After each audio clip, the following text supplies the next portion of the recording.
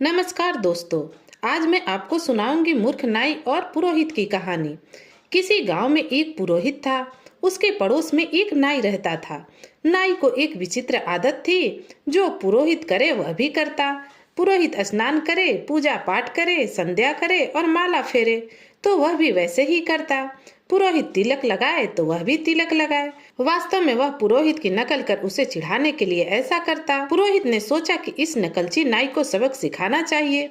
यही सोचते सोचते दिवाली आई। त्योहार के इन दिनों में भी पुरोहित जो कुछ जिस तरह से करता, नाई भी वही उसी तरह करने लगा। पुरोहित को लगा कि यही मौका है कोई तरकीब आजमाने का। एक दिन वह अपनी घरवाली को अकेले में बुलाकर उसके कान में फुसफुसा आया, नाई रोजाना मेरी खिंचाई करता है, इसलिए उसकी अकल दुरुस्त करने के लिए मैंने एक उपाय सोचा है।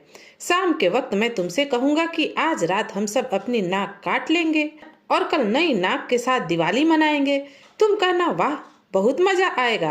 रात में पुरोहित ने बिस्तर पर लेटे लेटे ही घरवाली से कहा, सुनती हो, कल दिवाली है और हम सबको नई नाक के साथ दिवाली मनानी है। आज रात 12 बजे तुम सबकी नाक काट दी जाएगी और कल सवेरे सबको बिल्कुल नई और बढ़िया नाक मिल जाएगी। नई और बढ़िया नाक के साथ दिवाली मनाने का मजा तो कुछ और ही होता है। पुरोहित दिखावा तो ऐसा कर रहा था मानो वह घरवाली से कानाफूसी कर रहा हो, लेकिन वह इतनी ऊंची आवाज में बोल रहा था कि पड़ोस में नाई भी सुन सके। नाई तो पैदाइशी नकलची था, इसलिए उसने मन ही मन सोचा, चिंता करने की कोई बात नहीं, मैंने सब सुन लिया है। यदि पुरोहित नई नाक के साथ दिवाली मना सकता है तो हम क्यों नहीं। पुरोहित को तो किसी से उस्तरे मांग कर लाना पड़ेगा, लेकिन मेरे पास तो उस्तरे भी हैं। पुरोहित के मुकाबले काफी सफाई से नाक काट सकता हूँ, इसलिए पुरोहित के परिवार में जो नई नाक आएगी उससे हमारे घर में कहीं ज्यादा बड़ी और सुंदर नाक आएगी। अब सब सो गए। रात होने पर पुरोहित जागा और खटिया पर लेटे ही लेटे उसने झूठ मूठ घरवाली से कहा, सुनो, तुम यहाँ आ जाओ, मैं तुम्हारी नाक काट दूं। घरवाली भी लेटे लेटे ही बोली, लो मैं आ गई, अब देर किस बात की, झटपट नाक काट दो। अब तो पुरोहित की औरत जोर जोर से चीखने चिल्लाने रोने लगी, ऐसे जैसे उसकी नाक कट गई हो। पुरोहित ने लेटे ही लेटे कहा, रो मत, मैं अभी मरहम लगा देता हूँ, सवेरे बढ़िया नाक आ जाएगी। घर वाली झूठ मूठ की सुसकती हुई सो गई। बाद में पुरोहित ने अपने बच्चों की नाक के साथ भी ऐसा ही दिखावा किया। थोड़ी देर के बाद सब बच्चे ऊ ऊ करते हुए सो गए। अब नाई नाक काटने के लिए तैयार हुआ।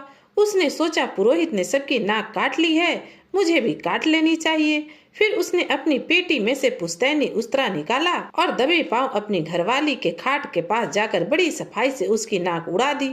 नाइन चौंक कर बैठी और दर्द के मारे चीखने चिल्लाने लगी। नाई ने कहा, रो मत, मैं अभी मरहम पट्टी बांध देता हूँ, सवेरे सुंदर सुंदर नई नाक आ जाएगी। पुरोहित ने अभी अभी सबकी नाक काटी है तो वह सब नई नाक के साथ दिवाली मनाने वाले हैं, भला हम कैसे पीछे रह सकते हैं। नाइन की नाक से लहू बराबर बह रहा था, लेकिन अब और इलाज भी क्या था।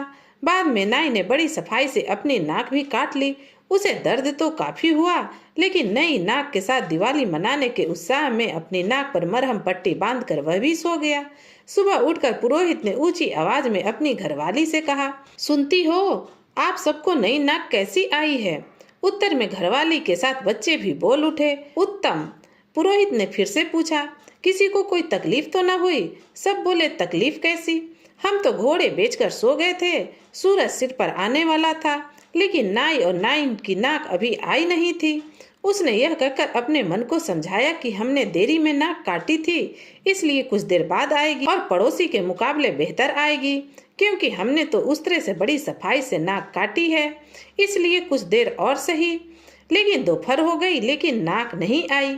इसी बीच राजा का सिपाही नाई को बुलाने आया और बोला, अरे भाई, अभी तक महल नहीं पहुँचे, राजा सवेरे से तुम्हारी बाट जो रहे हैं।